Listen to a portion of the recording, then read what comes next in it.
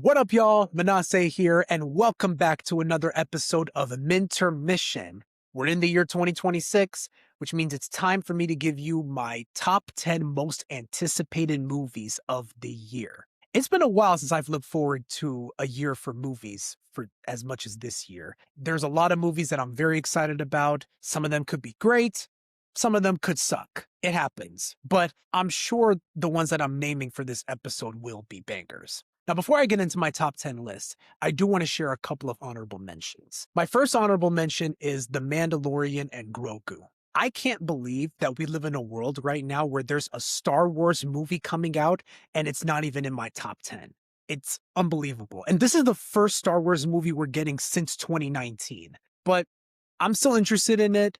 It's still The Mandalorian. I have my doubts on whether this should have been made, but whatever. It's coming out and I'm going to go see it. My second honorable mention is Clayface. This is the first R-rated DCU film that's coming out and it's written by Mike Flanagan. Those two facts alone got me interested already. I like that the DCU is telling these DC Elseworld stories and that they're allowing other filmmakers to tell whatever story they want that doesn't have to connect to the main timeline. The only reason why this didn't make it in my top 10 is because I'm kind of tired of these solo comic book villain movies. I feel like they've ran its course from both Marvel and DC, but I'm still interested in checking it out, so we'll see. So those are my honorable mentions. At number 10, I have Digger. This is Alejandro Iñárritu's new dark comedy movie starring Tom Cruise, and there are two main reasons why I'm excited for this. First reason, it's Alejandro Iñárritu. I like him as a director. I've enjoyed his previous films like Birdman, The Revenant, and Amores Perros, so whatever he makes next, I'm going to anticipate it. Secondly, this is Tom Cruise finally stepping out of the action thriller genre that he's been doing over the last 20 to 25 years. So to see him star in a dark comedy drama is a breath of fresh air. So definitely looking forward to this. At number 9, I have Toy Story 5. That's right. I don't care what y'all say. I love the Toy Story movies. I grew up with this franchise. All those movies still hold up, and I'm looking forward to whatever they do next. I know a lot of people go, they should have ended at Toy Story 3. Toy Story 3 was the perfect ending. Why are they making more? Toy Story 4 ruined the franchise. Did it? Did it though? Because according to Google, Toy Story 4 got critical acclaim, received a high percentage score from both critics and audience, and it grossed over $1 billion at the box office. That doesn't sound like it ruined. Now, granted, Toy Story 4 is my least favorite one from the franchise, but I still adored it.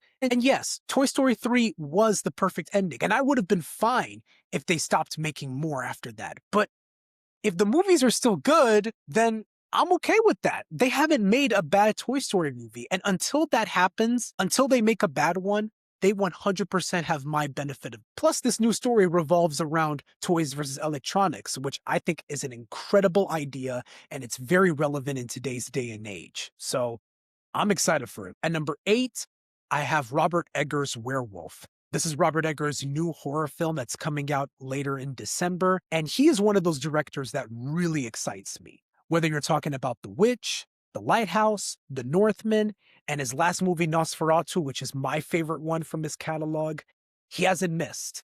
And I'm really interested to see what he does with Werewolf. I don't think there's any other director from his generation that tells better period pieces than him. He has a way of pulling you into the worlds he's building and making them as authentic as possible, which I really admire. At number 7, I have Supergirl. I never thought that Supergirl would be a movie that I'm looking forward to, but after what James Gunn has done with the DCU, it's really gotten me excited to see where the future goes. And with this specific route, they're taking the Supergirl Woman of Tomorrow storyline, which is a comic book that I've read. It's a great comic book, and I'm really interested to see how that translates to the big screen. The only drawback I have is that as much as I enjoyed the trailer, it's funny that the first non-James Gunn project looks very inspired by James Gunn. It was giving Guardians of the Galaxy vibes as I was watching it. But hopefully the movie will have its own identity and style when it comes out. At number 6, I have The Legend of Aang the Last Airbender. I'm anticipating this simply because Avatar The Last Airbender is one of my favorite shows ever, and in my opinion, it's the greatest animated show of all time. I don't know anything about the plot for this movie, but all I know is that it takes place after the show where all of them are adults, and I'm really curious to see what Aang, Katara, Sokka, Zuko, and Toph have been up to between the events of Avatar and The Legend of Korra. Also, fuck Paramount Pictures for not allowing this movie to be released in theaters.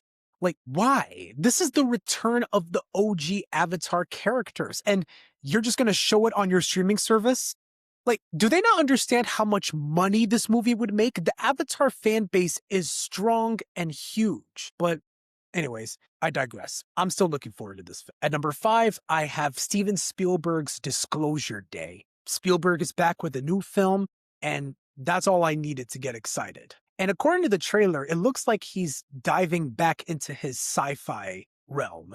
And he hasn't made a sci-fi movie in a long time, so that makes it even more intriguing for me. And seeing him back in that realm of kind of blockbuster popcorn movies and this idea of living in a world where we're like, what if we're not alone?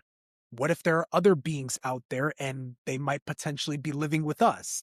And how would people react to that kind of information being released? So yeah, that I'm definitely looking forward to that. At number 4, I have Dune Part 3. Formerly known as Dune Messiah, which I don't know why they changed the title. Dune Messiah sounds like a way better title in my opinion, but I digress. This is the third and final Dune film from the series. I love the first 2 Dune movies, so I'm really interested to see where they go with Paul Atreides' story. And if this movie ends up being on par with the first 2 Dunes, this could go down as one of the best trilogies of all time, not just in sci-fi, but in general. So yeah, hopefully it's a banger. At number 3, I have Avengers Doomsday. Now, I do need to explain something here. Even though I've placed this movie very high on my list, it's still the only movie from my list that I have the most concerns about. Just like everyone else, have no idea what they're doing with this movie.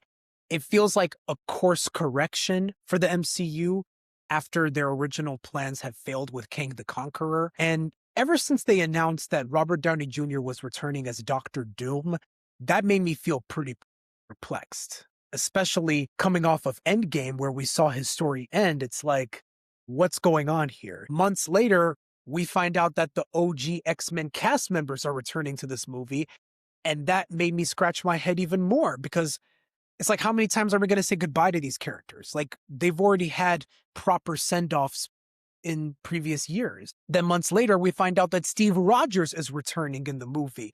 And that made me feel even more perplexed than ever because we said goodbye to this character in Endgame. Like, it's just disappointing to me that they haven't given the newer characters that they introduced in phases 4 and 5 their own Avengers movie before making this legacy sequel to Endgame by bringing the OG characters back. It feels like they're nostalgia baiting us as a strategy to win the audience over as opposed to selling us on a compelling story. All of that said, I'd be lying if I said that I'm not excited for this movie, because I am. It's still an Avengers movie. I'm tied to this franchise. I grew up loving this franchise, and I really want this movie to succeed. And it's the Russo brothers. They have the best track record from the franchise. They gave us Winter Soldier, Civil War, Infinity War, and Endgame. So there is some borrowed trust from them. And I'm not gonna lie, that X-Men teaser trailer really got me excited. Seeing James Marsden as Cyclops in his comic accurate suit was super dope. It got me giddy. I just hope that they've cooked up a compelling story that lives up to this enormous cast that they've assembled, and it's not just cameos the movie. So fingers crossed for Doomsday. And number 2 is another Marvel movie that I have way more confidence in, and it's Spider-Man Brand New Day. Tom Holland is back as Spider-Man, and it's about damn time. I'm glad that they took their time with this movie and they didn't rushed to make another Spider-Man movie after coming off of the huge success they had with No Way Home. This is directed by Destin Daniel Cretton, who did Shang-Chi, which I really liked. And the idea of Tom Holland's Spider-Man wearing the suit that we see him wearing in those photo sets, which, by the way, is the best suit that he's ever worn as Spider-Man, with the action scenes by the Shang-Chi director, how can you not get excited for this? Like, Spider-Man fans are eating good this summer, and I can't wait. We're also getting the Hulk and the Punisher in this movie, which is interesting, and Sadie Sink is in the movie. We still don't know what character she's playing. Rumors are saying she might be Jean Grey or Mayday Parker. We'll see. Either way, I'm super stoked to see this, and I just hope that we get a grounded Spider-Man story, and it's not just another multiversal film. So we'll see. And at number one, my number one most anticipated movie of 2026 is The Odyssey. First things first, it's a Christopher Nolan movie, and Christopher Nolan is one of my favorite directors. Anything he does, I'm going to anticipate it.